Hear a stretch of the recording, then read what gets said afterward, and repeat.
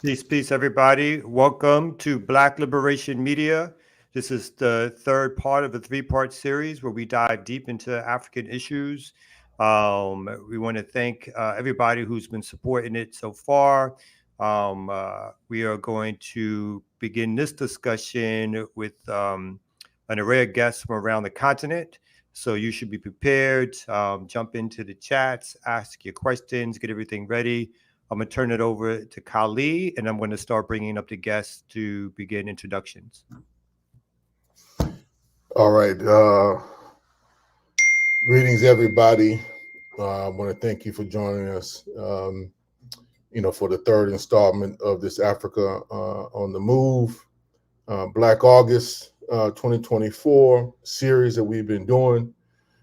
This is the third and final, but definitely will not be the last time we touch on many of the subjects that we have hit on here. For those of you who missed the first two shows, the first one focused in on the upsurge that has been going on in Kenya in June, July, and early part of August. We had many comrades from Kenya, a number of different left organizations that came and gave us what I thought was excellent to the moment analysis of the situation. Then we followed that up with our second show, which was last Wednesday, talking about the international kind of dimensions and interconnections between Kenya's kind of neo-colonial role, servant role, in being an invasion force primarily for U.S. imperialism in Haiti, and did an analysis of that. In this show, we want to really kind of scan the scope to the best degree possible of all the different kind of upheavals and mass movements that have been emerging on the African continent, but also in the Caribbean and the Americas, the broader kind of Pan-African world. And we aim to do more, as some of the efforts that the host of this series have been trying to really push through. And just so folks know who those are comrades from WAMCO, Community Movement Builders, Cooperation Jackson, the Black Alliance for Peace, and the Communist Party of Kenya. And so it's been a good series, and we're trying to just to play our part in revitalizing revolutionary Pan-Africanism, which is sorely needed in this time period. So we have a packed conversation today. And I want to thank everybody for joining us. Today we have folks covering Senegal, Nigeria, Burkina Faso, Kenya, Azania, known to many others as South Africa. So we'll be touching a wide array of countries, subjects, and trying to get a deeper understanding of what is going on. What are the conditions that are driving, some of the revolutionary and progressive social movements that we see emerging on the continent in particular right now. But in the interest of time, what I will do is just ask folks to just briefly introduce yourselves, your name, organization, country, and then we'll get into our first question. So I first want to start with Brother Ibrahim. Hello, everybody. My name is Ibrahim Etiam. I'm from Senegal. I'm working for a German foundation, a political left, called Rosa Luxemburg Foundation. And in Senegal, what I'm doing is more than working with a platform of community for climate justice. Thank you. All right, if we could go to Newsom, if you can give us a short introduction. Hi everyone, my name is Nosim from Kenya. I'm from Kombozi Library in Nairobi, based in Nairobi. And I'm connected to social justice movements in the city and in the country. I'm a Pan-Africanist, feminist, activist. Thank you. Is it loud? Is it loud? Is my background loud? I couldn't get a quieter place. Can you No, hear we me can hear well? you. I don't think it's too loud. At the moment. Okay. Thank you. Next, if we can go to Inem. Okay, greetings. Thank you so much for having me on. My name is Inem Messit, or Inem. I'm calling in from Ouagadougou, Burkina Faso. I'm originally from the Bay Area in the United States, but I've been out here in Burkina for the past about 3.5 years or so. And I am co-running the Thomas Sankara Center for African Liberation and Unity out here, which is a Pan-African socialist library and political education center. I'm also a member of the All African People's Revolutionary Party, and I'm a journalist with African Stream. All right, thank you for that. We can go to Brother Ken. Thank you very much. My name is Ken Henshaw. I'm a climate activist based in the Niger Delta of Nigeria. I work for an organization called We the People. It's an environmental rights advocacy organization demanding ecological accountability from 7 multinational oil companies that have destroyed the Niger Delta region. I'm also a political thinker and organizer based in Nigeria. All right, Fitani. Oh, yeah, thanks, Comrade Kali. Greetings, everyone and comrades. This is Petani Mazibandila speaking. I'm from South Africa, but currently organizing with the comrades in Mwamgo, and also writer and a Pan-Africanist, also based in South Africa. Glad to reconnect with everyone and looking forward to the conversations. Right. Brother Diabagu, if you wouldn't mind introducing yourself.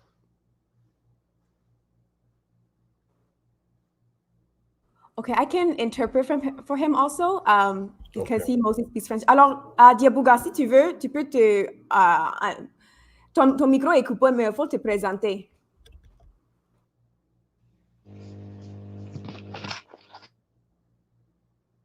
C'est coupé encore. C'est Raymond from Burkina. Encore? J'ai réactivé. J'ai activé. Can you hear me? Yes, we can hear you. Okay, thanks. I'm Jabuga Senior Raymond from Burkina Faso, member of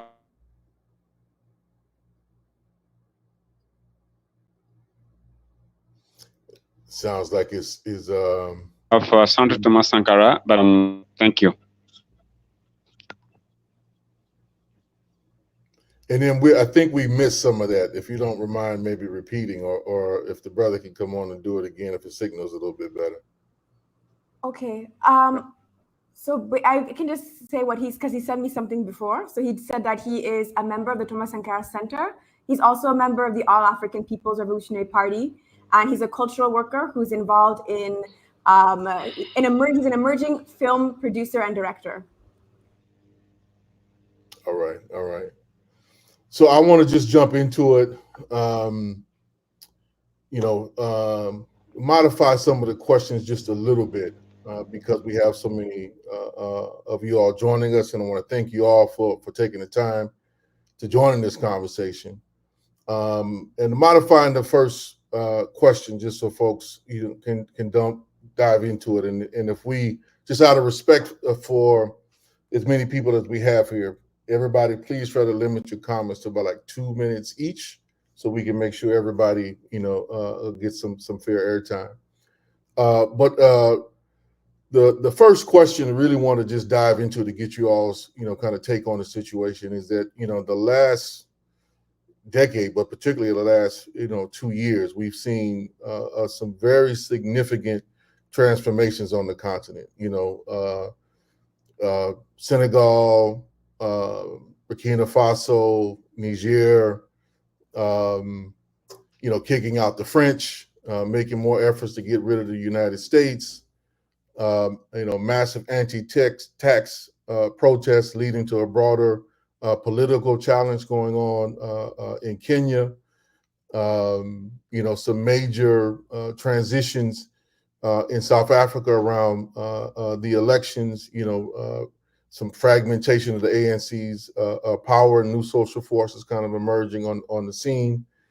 And then just recently, massive protests and demonstrations in Nigeria. So, something is definitely happening, steering, and we're trying to get an understanding collectively as to, what are the driving forces. I would point to some of the shifting dynamics of capitalism on an international scale and how it's just kind of deepening the neo-colonial states and their neoliberal programs.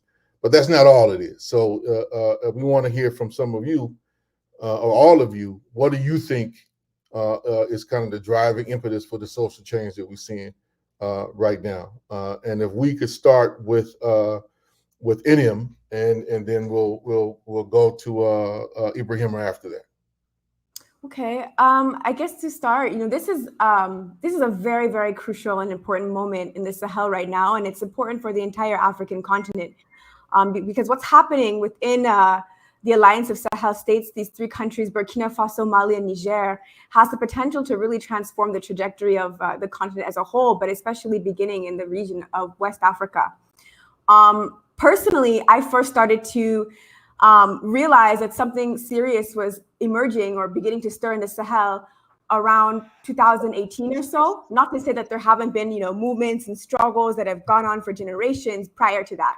But I noticed that around 2018, there was a lot of noise that was being made from a grassroots level among, regular working class people who were increasingly fed up with a system that is known in French as La France Afrique, which is the French neo-colonial system.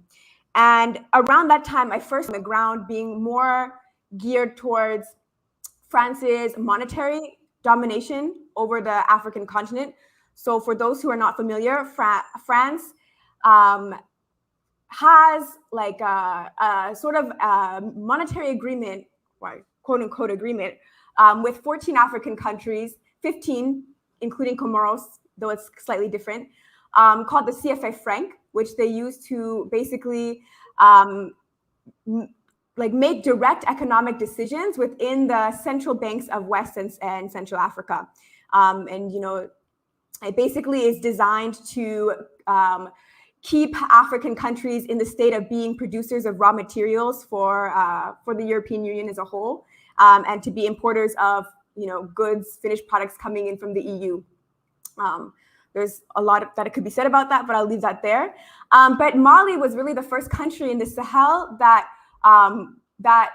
where I would say like the masses of the people began to make very, very significant historical noise around the French military occupation of the country in recent years. And again, not to say that there haven't been, histories prior to this, but like in this current context, the movement in Mali against French military occupation exploded around 2019, 2020, just maybe like a year or so before the first anti-imperialist coup that the region saw, which was led by the person who is now President Assimi Goïta of Mali.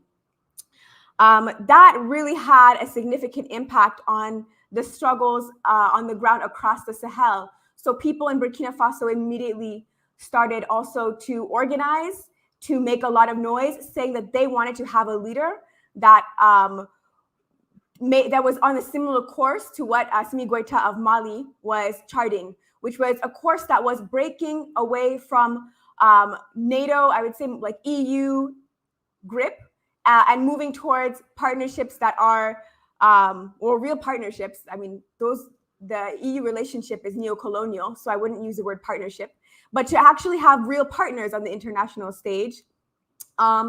And there's this question of multipolarity, which becomes a huge, huge important talking point within the Sahel at this point.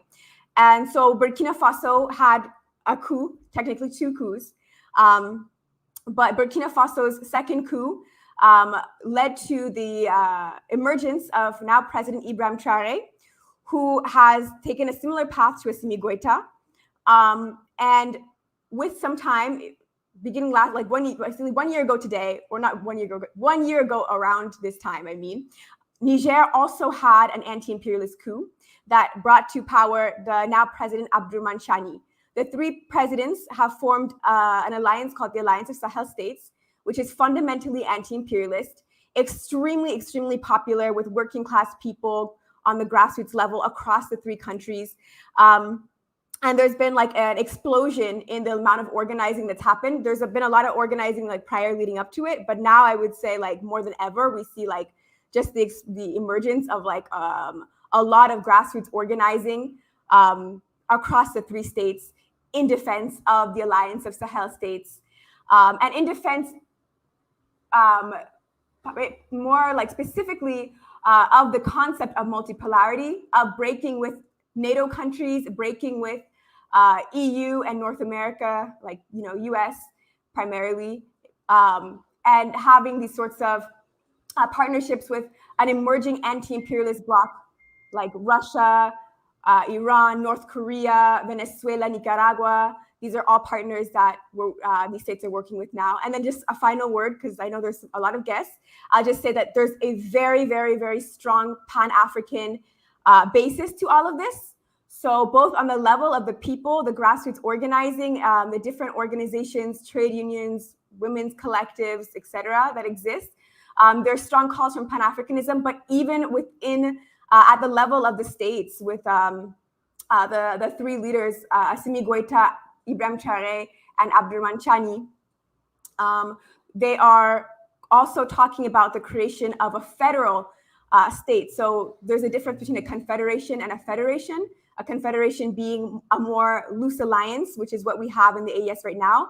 But the stated goal of the AES is to create a federation that will remove the colonial borders between Burkina Faso, Mali, and Niger.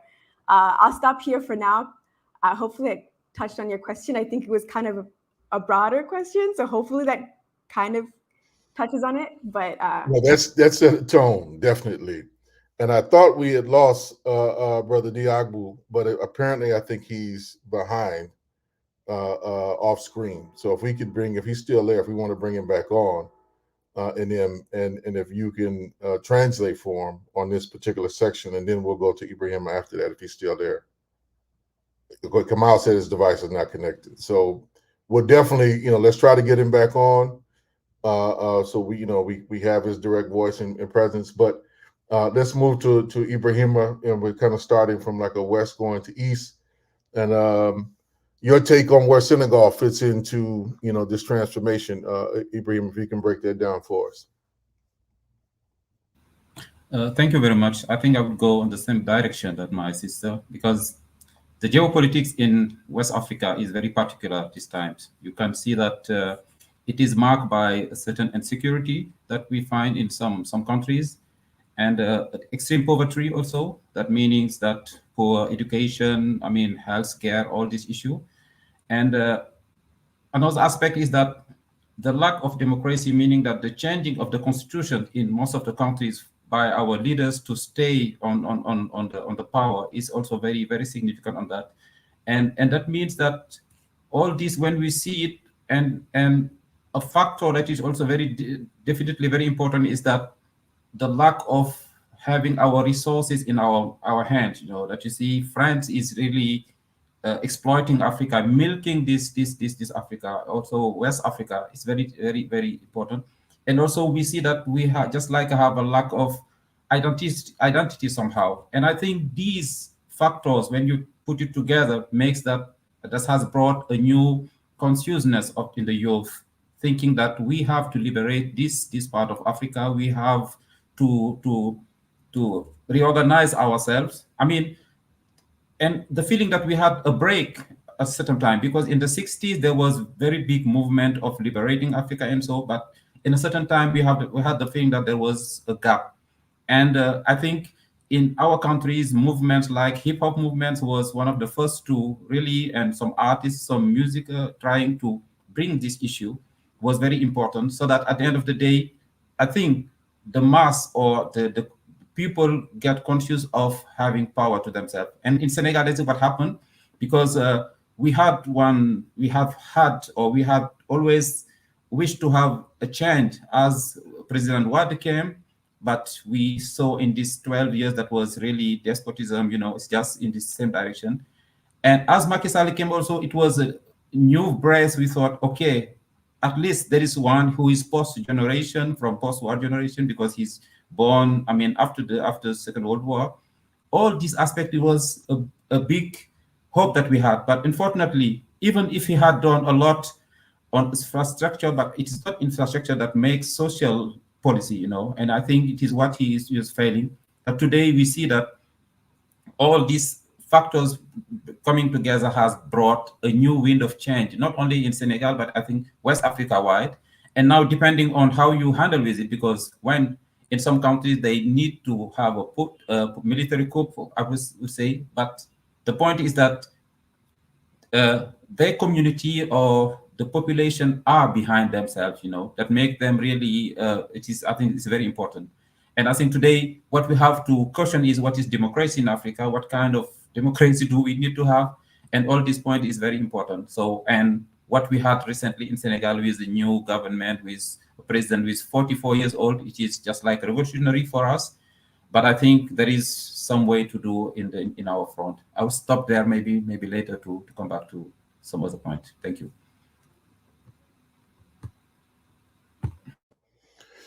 All right, Brother Ken, if you can give us a breakdown on what's been going on in Nigeria. Well, thank you so much. I think I'll just take over from where my friend and brother Ibrahima stopped. So the situation in Nigeria has not led to change in government in many respects, like in other countries in Africa. But all the ingredients are there and they're all in place at the moment. And so what's driving this new movement in Nigeria? I think one word describes it. People are simply frustrated, right? People are frustrated, and they are frustrated because the narratives of the last 2 decades have all failed. The last wave of democracy in Africa in the 1990s, right? All through West Africa, Nigeria, Ghana, and all that. The promise that came with it was that democracy was going to bring, better opportunities, better development, better education, everything better. That was the idea. But in Africa, in the case of Nigeria, we have seen a very steady decline of the living conditions of the people. So what you see now is over 2 decades of the people trying to panel beat democracy to work, beat democracy this way and that way, trying to reform it in such a way that it actually works and brings about development. And we've been doing this for the past 25 years. And I think that people have basically come to the conclusion that it doesn't work. And that raises the kind of question which Ibrahima raised, right? What kind of democracy do we need in Africa? And what kind of democracy do we currently have in Africa? I think that the narrative, the kind of democracy that the West was interested in Africa was a democracy that focused overtly on elections and civilian governance, that allows the same relations of production to continue, that same exploitative relations of production between Africa and Europe and America to continue. It wasn't the kind of democracy that, it was democracy for the use value. And the use value is the use value of the West on Nigeria. That's the only democracy they cared about. And so at every point in time where Nigerian people sought to push the boundaries of democracy and make it more representative, more accountable to the people, there was always a pushback. So we've had a democracy that doesn't represent the wishes and aspirations of the Nigerian people, and people are basically angry with it. The foundations of democracy are being questioned now, even in Nigeria. We haven't had a coup d'etat, but people are already questioning the foundations of Nigeria. In fact, the last series of protests we had in the country for 10 days, 10 days of mass action, it was titled End Bad Governance, but it went as far as people asking for a change of government. Some people, who are not very enlightened about it, were asking for the return of military rule. What that simply means is that people are asking for a default. Let's go back to default. I think that the wave of struggles in Nigeria is redefining of the country and indeed the continent. It is driven by young people. It's driven by poverty and frustration. And I think at the core of it, it's a demand for a new social contract, some kind of 21st century social contract, where we have a government system that actually represents the wishes and aspirations of the people. And I think that is going to intensify in Nigeria in the coming months and coming years. Thank you for that, brother. Newsom, can you give us an update on what's happening in Kenya? We know from the last show there's been more repression, and it's been kind of a downturn, but still seems like there's what I can see on social media, still a lot is going on, and some new kind of directions in the organizers. So if you can break some of that down, what's happening? Thank you so much for having me. I will get to it immediately. I think, can you hear me? Am I clear? Okay, good.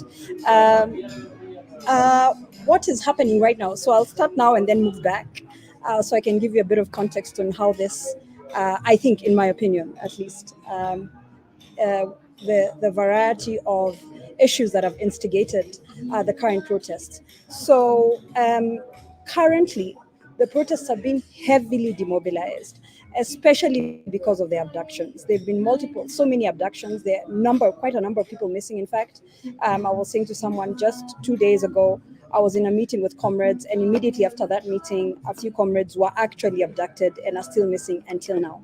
So, I mean, it's a very, the state is just using, its monopoly of violence to really demobilize this, because they've been unable to do it in any other way, with the usual antiques of ethnic mobilization, which is why this really caught them off guard, because that is always the mechanism, the political mechanism that they use to divide and rule. So that hasn't worked. Using ethnicity as a way to, people mobilize, the political elite mobilize around ethnicity, and that hasn't worked with the current generation. It's not only that generation, but also previous ones, simply because social media has really, in many ways, I mean, there's a big debate to be had with social media and its alienating and isolating effects. However, one of the great things that it has been able to do is really expose the ubiquitousness of suffering and economic exploitation, especially with regard to labor and resources of the general population. So this is not specific to, a particular region or a particular ethnic group. So I think that was very fundamental in bringing people together and mobilizing around, the finance bill. Really, the finance bill, which is a bill that people are protesting against on June 25th, 26th, until now. And by the way, they're saying that they want to bring it back. But what has happened, I think, what the taxes were really the last straw, right? The straw that broke the camel's back. Because I think the debt accumulated since independence, actually, until now, to various degrees by different political elites, has really been the main issue that people have been frustrated about. So this started, and I would say this started immediately after colonization and independence. And one of the things that I would say, what I think is one of the original sins, is that the nationalist movement inadvertently demobilized anti-colonial movements that were very firm about land, about issues of land, about issues of epistemological independence, right? Political independence, epistemological independence, economic independence. So once those really became about getting into power, and the nationalist movement took over and got into power without all those other,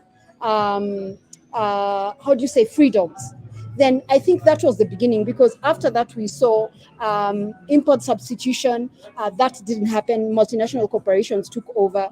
We saw the new international economic order demanding for the erasure of debt. That didn't happen. We saw the structural adjustment programs in the 1990s, and the popular protests that came up, especially to demand for economic liberation, essentially, because of the deregulation, privatization that was happening at that time. But what happened, and this is critical in terms of understanding even the current situation, what happened is that it was demobilized by Western imperialism and Western NGOs, because they came in, and this is exactly the case. everywhere in Africa where there were structural adjustment programs was that they demobilized. International NGOs came in with a ruse. It was a red herring, multipartyism, and multipartyism was equated to democracy, which it is not, right? It's just electoral democracy, which is false, as we know, as we have seen continuously. And so what happened is that after that, in 2002, when the government that came post the Moi government, I don't know if all of you know, but Moi ruled Kenya for 24 years. So the government that came in after that made huge promises in terms of the economic liberation of the people. But this again didn't happen, or it happened for a brief time to some extent. So it gave people promise and hope that there'll be the political liberation that they thought they saw with multipartyism will also come with economic liberation, but it did not. And a lot of the people who are protesting now in the street were people who came of age or who were born in that time, the time of that promise. So they lived with that promise, but of course it was never to be, because of the extent of neoliberalization in Kenya. I mean, it is simply incredible, because I think what for instance, maybe, and my brother Pilani will speak about it, in South Africa, what is seen as a casualization of labor in South Africa, increased casualization of labor, has in fact been the case because we barely industrialized in Kenya, right? Because all the industrialization programs, at least by the national bourgeoisie, didn't work. They worked to a very small extent. So we have had the issue of unemployment has been a permanent issue. The only thing is the delicate balance between keeping enough unemployed people so that we keep the labor cost very low, because that's been the math, right? That's been the political math. Let's keep unemployment at a certain place so that, I mean, it's high enough that we have enough people unemployed so that the cost of labor is very low, but not too much so that everybody is on the street agitating. So, that balance has been interfered with very seriously by the accrued debt, by the political elite, who of course have continued to spend money indiscriminately, but also by the multinational corporations who are increasing, their footprint in the country, in cahoots with the multinational corporations. Then came again IMF and the World Bank, the Bretton Woods institutions, which have now again imposed conditionalities, the finance bill being one of them, which we have seen before. But they're imposing these conditionalities at a very fragile economic time. One, when the accrued debt has meant even more unemployment. So that delicate balance has been interfered with. And there are too many unemployed people, too many people who can't afford university. The promise of, a good life after university, that's gone. So and then the thin line between the petty bourgeoisie and the proletariat, if you can really call them that, because, they're not really workers per se. They are the underclass. It's an underclass. So that thin line, has been broken. So we are seeing, the exposure of so many people to the reality that they are never going to achieve all the dreams that they thought they would. And then what the current president did actually is mobilize around those lines, because he was saying he pitted the dynasty, who are the political elite and their families who've been ruling the country since independence, against him, who allegedly comes from a very poor background and has fought to be where he is, and so on and so on. So he came in that ruse, but of course obviously found, one, that there's a lot of debt that has been accumulated, and two, there are conditionalities and has been put in power by IMF and the Bretton Woods, and he has to oblige. He has to oblige them. He doesn't have a choice. So the rubber hit the road, and this is what we are seeing now, that he has to implement policies that are highly unfavorable, first of all, to his campaign agenda, which was on, I don't know if you saw that, but he campaigned on the hustler agenda. He called himself the hustler, the underclass, the poor person. So this unfortunately, for him, I'm not trying to, but I know all of this has not been caused by him. He is just a puppet, of imperialism. So this is what has come to a head, and this is what is now happening in Kenya, is that there are too many people, too frustrated, as my brother from Nigeria said, too frustrated by the continuous economic exploitation, especially of our resources and especially of our labor, that has been happening in Kenya. So now there are too many people with nothing to do and nothing to lose on the street. And so this is what I think the political situation in Kenya is right now. Do we have is Fatani in the background, Kamal? because this was a good lead up to bring him on, if he's still there, if he can join us. Yeah, I'm here. I hope you can hear me. Yeah, we can hear you. We can hear you. And Okay. I thought that was a good lead up. I'm going to adjust the question just slightly a bit to bring you in. And the adjustment is that, in the West, until maybe about 10, 12 years ago, South Africa was being touted as the model of democracy and democratic practice. That so much, that they wanted the rest of the continent to emulate in so many degrees, in so many ways. This last kind of election cycle, I think, kind of broke some of the veneer of that, at least in my opinion. And I think it's showing some of the limitations of bourgeois democracy, at least how they want to try to roll it out on the African continent, and how it's not delivering either on the basic goods and necessities that is being promised or promoted, and what are folks doing to kind of challenge, the ANC and the dominant powers there. So if you can speak a little bit on that, Rathana, I think this question that got brought up by Ken, by Ibrahima, about and Newsom about the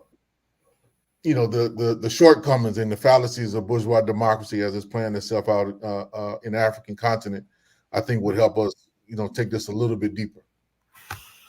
Oh, okay. Thanks, Comrade Kali. And I think that's a very good question to ask, and framing it as a reflection to the elections which passed recently.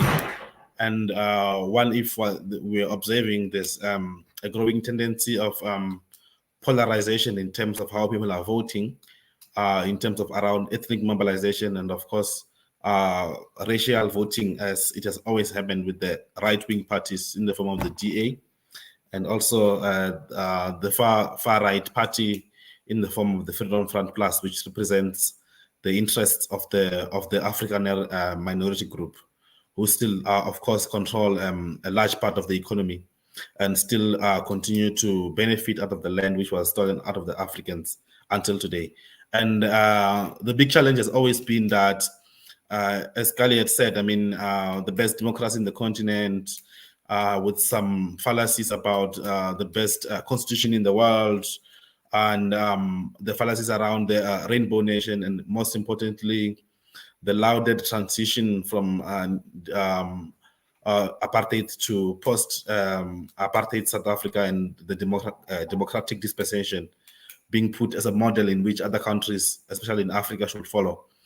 But as the years went on and on, as I was growing up in the early 2000s, it was almost a daily thing to always hear in the national and public discourse on radio and TV, to always speak about what they termed the Rainbow Nation. But that has since kind of disappeared out of the public discourse, because you cannot try to say you're building a nation or reforming a country that has came out of the many years of apartheid and long years of colonialism, without really addressing the question at the base, which is the question of the land and resources, which has not been resolved in South Africa. So that has led into many people kind of withdrawing themselves from the idea of democracy.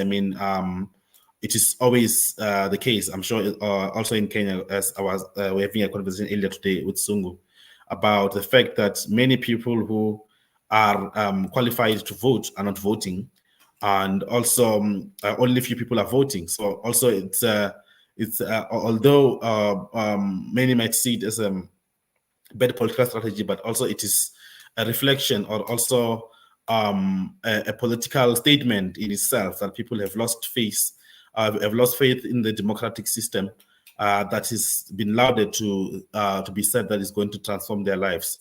But at the basic level, until the economic outlook in South Africa changes in terms of who still control the resources, and most importantly, the question of justice in terms of the land question in South Africa, which remains unresolved, the kind of democracy that we have will continue to be a sham democracy, and also, most importantly, a democracy that is meant to make people believe that there's a certain level of progress, whereas there's not been tangible and real change in the lives of people, if the structures of the economy still remain largely in the hands of white people. So where we are right now, 30 years and so on, with a dismal performance of the ANC in the polls, just tells you that people, even though it is few people who are voting, but those few who are involved in voting have put a vote of no confidence to the ANC as an organization that has failed them. But a worrying and a growing trend of this is that regardless of the ANC losing power, we are seeing a lot of rise of right-wing politics, and also, importantly, ethno-national politics that have since emerged in these past elections that we just hosted. So it shows that the kind of nation, or the rainbow nation, as it has been lauded for the past 30 years and said to be a model of democracy in Africa, has not really translated into tangible material benefits for the people of South Africa in the country. And also a lot of experiments in terms of what does democracy really mean to people, and what kind of democracy do we want. And up and above, just like any democracy in the continent, ours also is bourgeoisie democracy, and also importantly, drawing inspirations and also lessons from the Sahel, where many people have pledged their alliance to with the revolutionary leaders in Mali, Burkina Faso, and also in Guinea, to show that where we are, or the kind of democracy that we have been having in our countries, is the democracies that have not translated to the real and tangible interests that the people want. So it can be that it will be said that our elections are very free. They are one of the best elections in the continent. But importantly, you have to understand whose interest does that serve. And importantly, whereas even we can do the exercise of voting every 5 years, has there been any material change or material improvement to the lives of people? And when you assess that has been, you assess with the evidence that has been there for the past 30 years, you get to a feeling, or you get to see that really nothing really has changed, and the poor continue to be poor, and those who hoard and control the resources in the country still continue today to have economic advantages over the majority of the population. And also it gives an idea that in the next few years or so, we'll see probably a rise in consciousness and different social forces trying to questioning the legitimacy of democracy and what has been so-called the best democracy in South Africa for the past 30 years, given the fact that we were the last to gain our freedom. As the contradictions mature, it will get to a point where people really start asking difficult questions about, is it the kind of democracy that we fought for, or are we just being forced to agree into something that really has not worked, mostly in the continent, because up and above it is bourgeoisie democracy, and you cannot have democracy which is dictated by capitalist terms and those who are interested in exploitation and perpetuating neocolonialism. So a time is going to come where the real contradictions in South Africa are also going to reveal themselves to be able to question the kind of democracy that we have. Thanks, comrades. Well, I want to thank all of y'all. I want to so much to touch on, but I'm gonna try to do a combined question, if y'all would, and get y'all take on this, and then we'll have to probably follow up. Well, we will follow up, of course, on some more questions, so folks, on our side, have a better understanding of what's going on and how we can plug in, right, and make some contributions as best we can. So let me frame it like this. In the 70s and 80s, we saw, many of the states, the African states, either still engaging in anti-colonial struggle, like in the 70s with Guinea-Bissau, Angola, Mozambique, Zimbabwe, and there was a game, if you would, that was being played for who would kind of command the loyalties and control the resources of the continent. On the one hand, the United States and its Western European allies, primarily, France and the UK, even though France at times had and still has its own agenda, and the Soviet Union.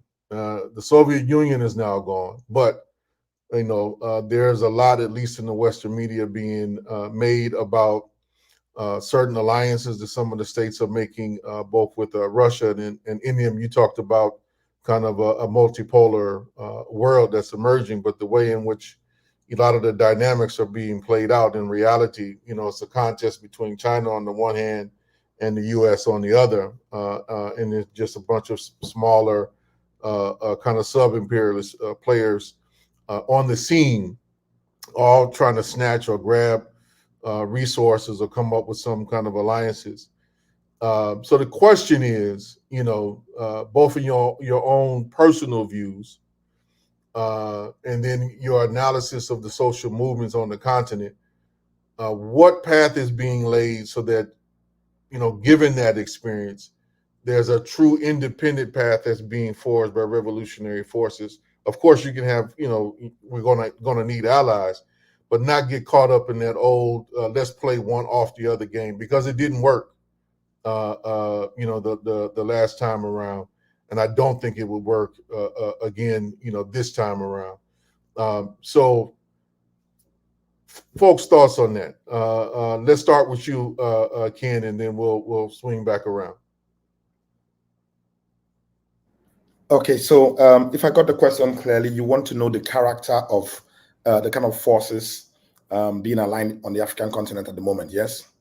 That, but also, I'm just from an outside perspective. Let me sharpen it up a bit. We don't have the same left parties and formations anywhere, that we once did, 20, 30, 40 years ago. Yeah.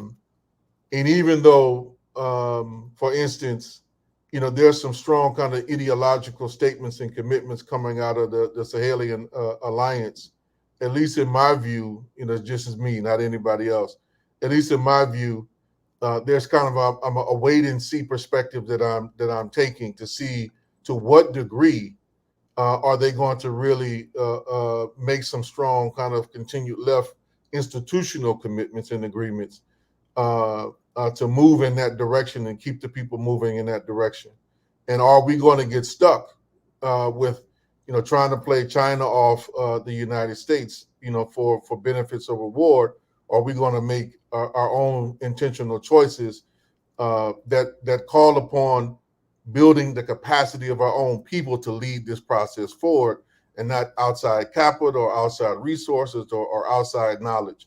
I think there's a path that I subjectively am kind of putting into this question about lessons learned from the failures of our movements, particularly left liberation movements, from the 70s and 80s. Not that they didn't make some significant strides, but nobody accomplished what we set out to do. And we have to do better this time around, and clarity around who we align with and why, and where who needs to be the leading forces, I think needs to be much sharper this go around in this experience. So if that helps, Ken, take it from there.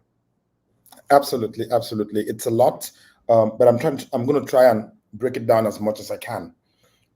So the first thing, the people on the African continent, and I use the example of Nigeria, do they reckon that what they are currently doing is a revolutionary process? Probably in Kenya, maybe around the Sahel, people understand that this is a revolutionary moment. But I can tell that in places like Nigeria, the identity of the frontline strugglers is still very much unclear. It's still reformist at best. It's certainly not revolutionary, right? So these are people still struggling for the basics, to the very basics.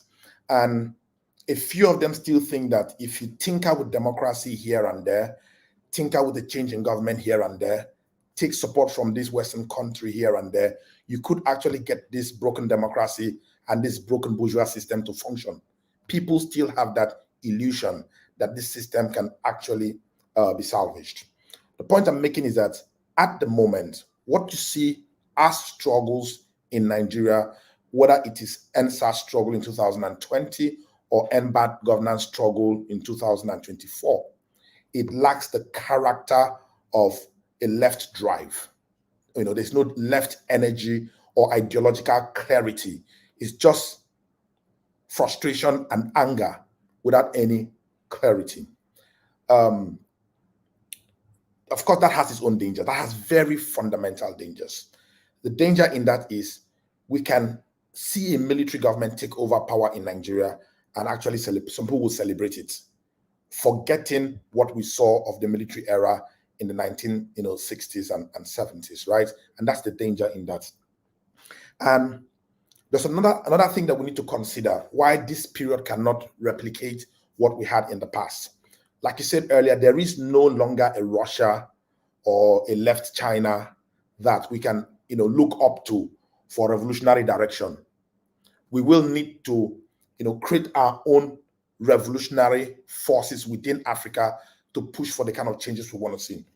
But I think it's important to note that the shake-up, the fact that young people are angry with the system in the country, young people want to make a change in the country, they want a better system, it's creating a very major risk. And it's creating a scenario where there's a fresh scramble for Africa in some way. What we have seen so far are a lot of powers, especially China, using the opportunity of discontent, either through loans or through various kinds of support to get stronger foothold in a country like Nigeria. The crisis of governance, the crisis of poverty is so the Chinese are coming into the country. They are pretending to invest in the people. They are pretending to give the government loans and all that. But that basically opens the door to China to have a stronger foothold in Nigeria. Where do I think all this is going to?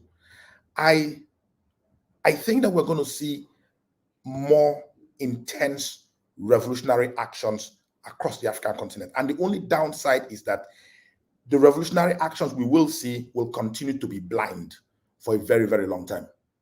We'll continue to be blind without any kind of serious ideology. We probably will see, in a country like Nigeria, we probably will see upheavals that will lead to the replacement of the government in the country. But it will really not make any difference because the relations of production that currently exist, the capitalist relations of production that promote imperialism, will remain in place. Currently, nobody is questioning that relations of production. So what do I think needs to happen? What I think is missing is a revolutionary vanguard, an ideological core that can assume leadership of what's going on in the country and give it some kind of ideological direction and interpretation. That's what's missing. Unfortunately, it is difficult to provide that direction because, to a large extent, all the left forces we had in the country between 2000, in the last 2-3 decades, have all basically fizzled away. What we have left are merely remnants, and the current revolutionary period in the country is being led by people who still look up to, who look out for help from either the UK, the US, and all that. And that's a very major problem that may mean that we'll get almost nothing out of this process, except we're able to quickly link up with partners, ideological partners across the continent and elsewhere, and create a Pan-African movement that can give some kind of ideological clarity, ideological interpretation, and ideological direction. That revolutionary vanguard is what I think can save, can make us harness from this moment.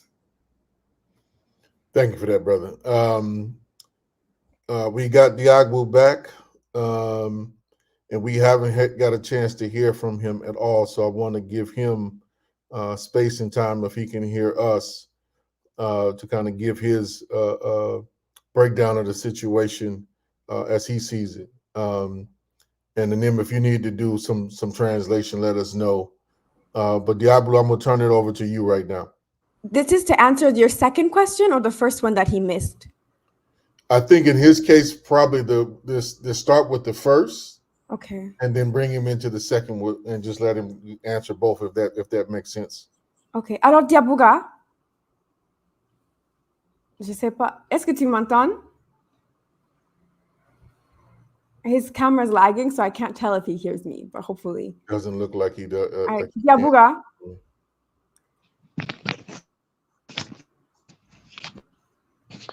Oui, Inem. OK.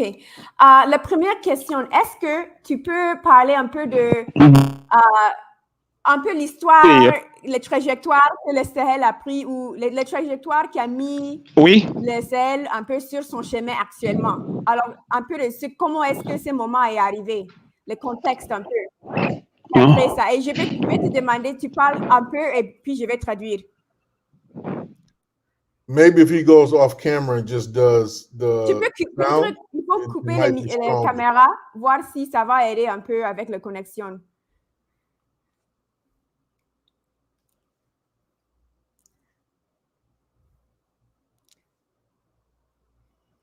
And for those who are tuning in live, we apologize for the technical difficulties, but definitely want to make sure we get the brother's voice in somehow.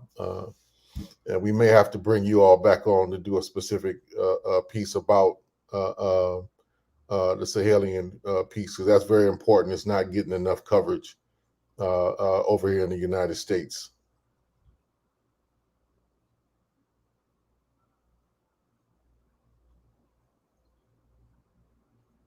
Yeah, it seems like it's still stuck. So, and then why don't we go to you and give your analysis of that second, your take on that second question? Okay, sure. I think this is a very, very important question, and I think that we can only understand the Sahel and what's happening right now if we are able to sort of address this question about multipolarity, this question about this anti-imperialist bloc that's emerging internationally versus NATO.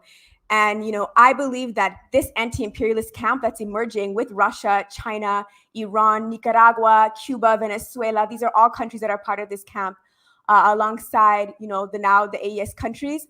I believe that it's fundamentally different from the NATO bloc. I believe that Russia's relationship with Africa and China's relationship with Africa is fundamentally of a different character than the United States, France, the United Kingdom, and the EU countries vis-a-vis Africa. And I think if we understand the basis of imperialism and Africa's integration into the global capitalist economy, we can see how, within the context of the Sahel, the AES states right now, the relationship that they're forming with Russia is completely different from the relationship that they've had in the past with countries like France, with other EU states, with the United States. And what do I mean by that? So if we look at what the basis of the colonial system is, it's this idea. So Walter Rodney calls it the international division of labor. It's this idea that African states will be, I guess, so for as long as this system continues, integrated into the world economy as producers of raw materials, who will do small, very, very small scale production, and then importers of manufactured goods from industrialized countries that will be found outside of the continent, and surely outside of the region of the Sahel. So what we see in countries like Burkina Faso, Mali, and Niger are 3 states with very, very, very low levels of industrial production. The basis of the Western neo-colonial relationship with Africa up until this point has been to protect that dynamic and to prevent any sort of viable pathway for these states to industrialize. That is not what we're seeing with partnerships with countries like Russia and Iran right now. What we're seeing with countries like Russia and Iran right now are the creation of refineries, factories, nuclear power plants that will allow for the Sahel to have an energy source using the raw materials like uranium that are found here, up until this point, Niger has been one of the world's greatest suppliers of uranium, and that uranium has overwhelmingly been used to light up households in France. Some statistics, I believe this comes from a Nigerian politician originally, but it's been published in various journals now, say that 1 in every 3 French households have used Niger's uranium supply as their electricity source. The Eiffel Tower, for example, which is the symbol of French nationhood, uses Niger's uranium as an energy source when it's lit up at nighttime.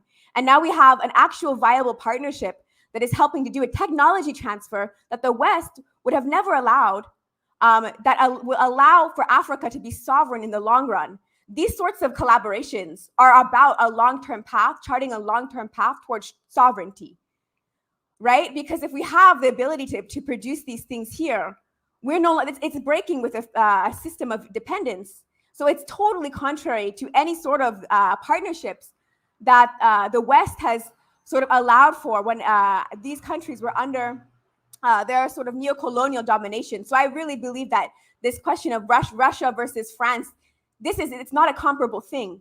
And I think that even with this idea of like multipolarity, these are all states that have been dominated by NATO for the past, not NATO as it exists, but countries that are currently in NATO. So countries of Western Europe and North America for the past how many centuries. There's a collective history of resisting against this exploitation.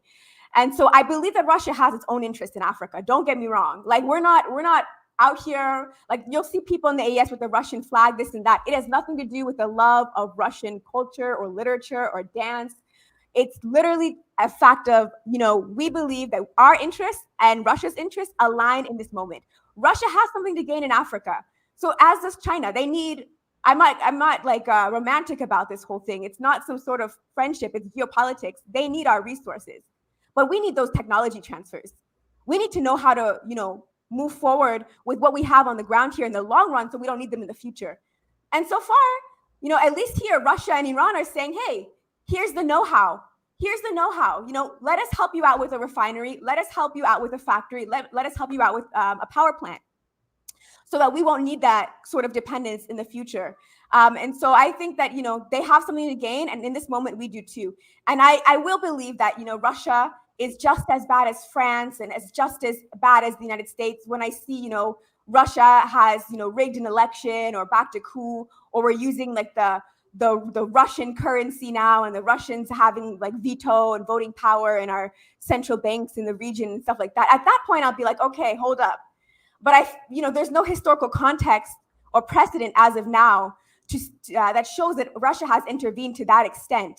We don't have that particular history. Honestly, when most people here think about the history of like Russia and Africa, they think of things like Russia, when it was the Soviet Union, collaborating with Cuba to fight alongside the MPLA and bring apartheid in Azania in South Africa to its knees. That's the kind of popular history that people have right now of like Russia and the Soviet Union. It's a country that was historically very friendly with Burkina Faso during the Sankara era, as are a lot of the other partnerships that the Traoré government is currently forming.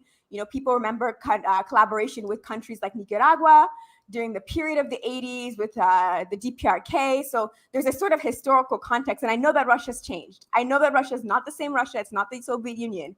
But I still do think that Russia is not in the Sahel as an imperialist. Russia is in the Sahel as a partner that is actually helping the Sahel to lead on a path towards long-term greater sovereignty and independence. Having that technology where we don't have to go and, beg other countries to help us out, have, access to, energy. And, energy is the beginning. You need energy to industrialize. That's the source of all the other forms of industrialization that would even just become possible for that point.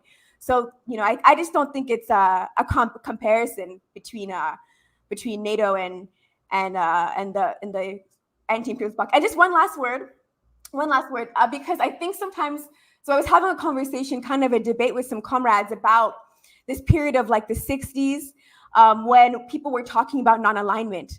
And your question kind of about some mistakes that were made during the era is bringing this debate back for me. and I don't know if a lot of people know, I think most people, especially English speakers, don't know, the word non-alignment was coined by Modibo Keita, the revolutionary socialist Pan-African leader, first president of Mali, who was in Yugoslavia for that summit. It used to be called the non-engaged movement. And Modibo Keita was actually the one who gave a speech at that summit and said, you know, we're not non-engaged because we're engaged for our people, we're engaged for humanity. I think it's better that we say we're non-aligned. And so there's a history of non-alignment, you know, shared across the region, but across, honestly, the entire global south, if you will, third world, whatever you prefer. And I do think that there were errors that were made. And I think some of the errors also, as much as I really, really respect a lot of the revolutionary leaders from the time, there was a kind of naivete because there was a lot of rhetoric around neither East nor West. And that's materially impossible. There's no such thing. We can't shut ourselves off from the world. There's no such thing as neither East nor West. So what happened in practice was that people were saying neither East nor West as a way to sort of justify both East and West. Like, we will work with both sides and we'll be able to develop through partnerships on both sides.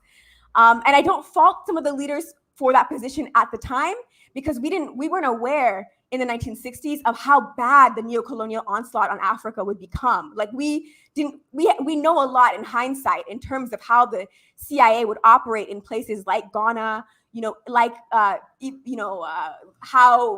they would do to the DRC. We didn't know, you know, people were looking to Latin America as an example to some extent, but I think that was a really big learning curve for us. So people were saying neither East nor West, but still justifying collaboration on both sides. And I won't lie, the AES does work. Of course, it hasn't totally broken all connections with the EU or with the NATO blocs yet. You know, we haven't gotten to that point. That's not where we are. But I do think that we're seeing for the first time a much more clarity, much more awareness that there's really no pathway to development through these Western partnerships. It's just not the same. The East and the West don't have the same history. They didn't emerge on the world stage in the same way. They don't have the same historical relationship to the continent. And so I think we're seeing for the first time that, okay, we can't just be saying like neither East nor West and working with both. We do kind of have to choose a side here. And there's a correct one, and it's not the NATO one. So I think that's kind of where we're at in the AES right now. We're gonna have, and then we have to come back and have a deeper conversation on this. And I was telling Kamal and folks, so I hope everybody will be interested in that. I'm actually, you touched on, and it was not by choice, by chance. I wore one of my Fanon shirts today, and why I'm touching on this is I do think just a little pushback. We had some warnings and about a number of different things at the time. And Fanon was one of those people who gave some critical warnings, you know, and just for folks to, you know, if we can have a collective conversation, the pitfalls of national consciousness, that particular chapter in The Wretched of the Earth, and there's a couple of good sections in A Dying Colonialism, you know, where many of both the ideological, but also the class questions and alignments, and some of the visions and aspirations of the folks, particularly, you know, drawn from the petty bourgeois who formed the leadership of the movements at that time. You know, there were some questions and things that were being raised about where this is going, where it could go, where it should go, that I think we both need to revisit and come back on. You know, I would agree. It's definitely, I was not trying to insinuate that they are the same, but just that there is a dynamic of competition which is still being, you know, promoted, you know, largely by the West, you know, but and how do we position ourselves to deal with that, learning the lessons of the past. So Ibrahim, I'm gonna shut up. Ibrahim, we're gonna go with you to get your take, and then we'll end with Brother Badani. Yes, the feeling we have is that colonization has never stopped. You know, it's just changed from colors, from form. You know, and the last form was that, I mean, they were not there, but they have the agent, you know, in our countries and in the name of so-called democracy, you know, who are serving the interests of the North. That's what has always happened. And I think whether you take China or Russia, I think my sister said it, they're just for own interests. If today Russia is just more for military basic, China is milking our resources, in a certain manner. And I think it's high time that we take our responsibilities, I mean, today, can we talk about ideology? I think I'm doubting about it, because even today, go to Senegal, what is representing the left?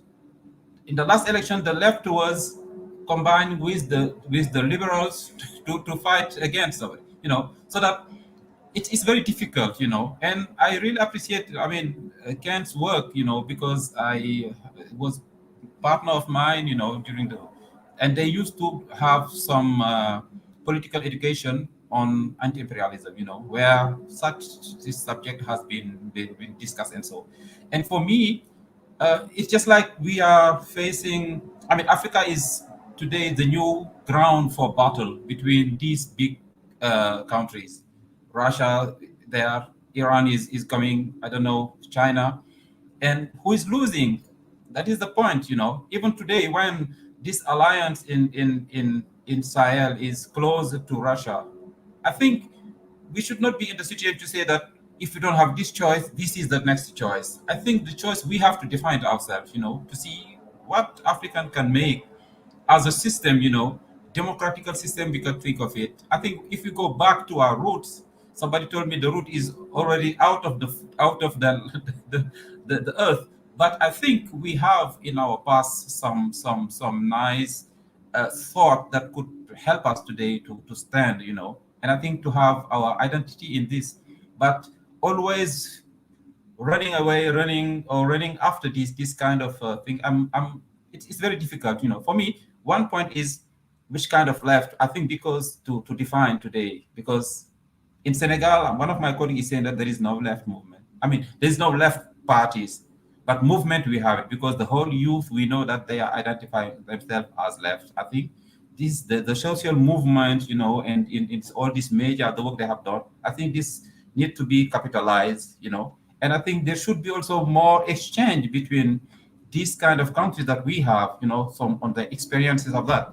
But the point is that for me, Africa has to stop to be the ground of battle for others, and they come just to do their work and let us in the same situation. And I think that's very important. And my sister said it before.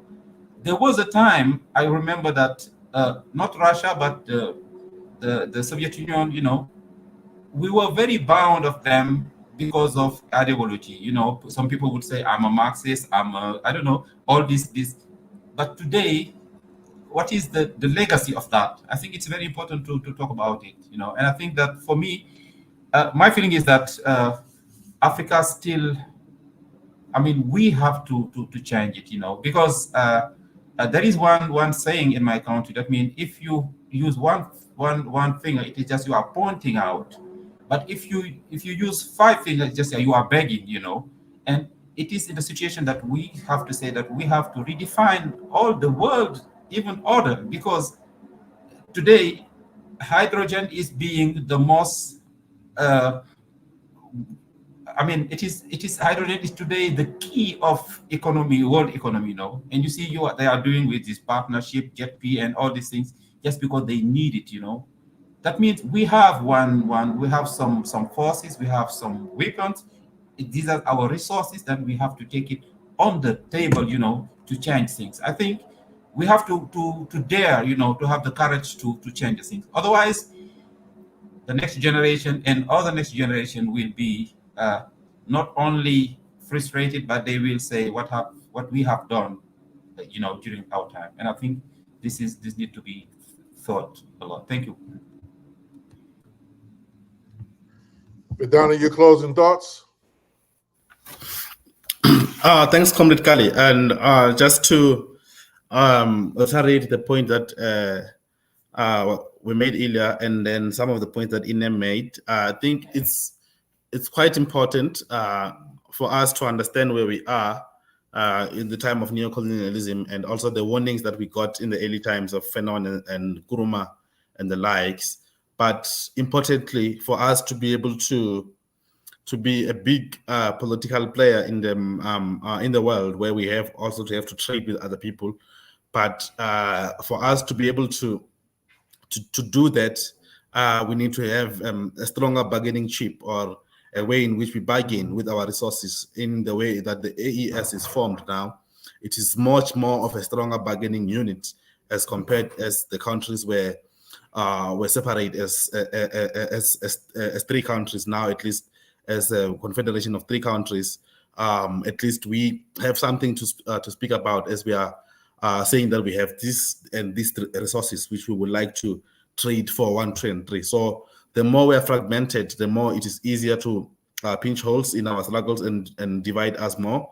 And that is the essence of the kind of Pan-Africanism that we're trying to think of, and also the importance and the essence of the resolutions that or the ideas that the founding fathers of the Organization of African Unity had, that if we are able to work and go to of course, we cannot be able to completely isolate ourselves from the world, but importantly, when we go to those negotiations, when we go to that negotiation table, what bargaining chip do we have? And it should it's not only resources that we have, because we already have, but also it must be political. So essentially, for us to be able to get there, it will require us, even within ourselves, as different African countries, to even reconsider what role can we play. But importantly, when the Niger, Mali, and Burkina Faso coups happened in the past few years, we saw the position that ECOWAS took in terms of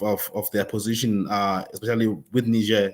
They even threatened to invade Niger on the interests of the West. So it is important to understand also that the bodies that we might have, the AU and the SADC regions, and the East African Alliance of countries, and all that, might not serve as the vehicles that we might need to try and get to where we are, as we had envisioned. So it might be needed, as it has been done in the AES now, to find new territories and organizing differently to be able to get to our objectives. But that we can only be able to do if we are having strong organized movements who are theoretically underpinned by anti-colonial discourse and understanding where neocolonialism is today in the continent, and what can we do to be able to push back and fight back against it. Thank you. Well, I want to thank you all. Unfortunately, not enough time to cover everything, but I think this gives us enough ammunition, if you would, to continue and have some deeper conversations in what we ultimately want to move to as a conversation to play our part in facilitating more of our people getting together, so that we can build a broader Pan-African movement, the movement that we need. And we're not trying to be the vanguard of it, but just kind of make some critical links, and push some of the right buttons, ask some of the right questions, and develop a program that we can all fundamentally work on together, whatever we may be. So that's part of what we're pushing for. We hope that folks, have learned, from this series. There's still a lot more to learn and get caught up on. And we're going to try and play our part with this partnership that we're putting together to play that role, and look forward to continuing to work with all of you and to be reconnected with all of you, and let's stay connected. We'll probably try to do another, well, I'm going to commit, at least myself, Anim, to do that follow-up show about the Sahel, because I don't think it's getting enough coverage, at least not in Western media. And what is out there is pretty fucked up, in general. So we need to get another perspective on that. And just to let folks know, we were already planning on doing a series of conversations with Brother Ibrahima about Senegal and the struggle there. Both the political struggle, but also some of the deeper dimensions around climate change and how that's forcing, mass migration and things of that nature. Some joint work that we've been doing together, and then I would encourage folks tomorrow. I'm actually having a conversation with a brother by the name of Daniel Dean from the South Sudan to talk about the ongoing struggle in Abyei region in the context of the overall civil war or the counter-revolutionary war, really, that's going on in the Sudan. So that's going to be on a different platform. So check those things out, and we'll get back with everybody soon. Thank you all for staying up, taking the time, and we'll follow through soon.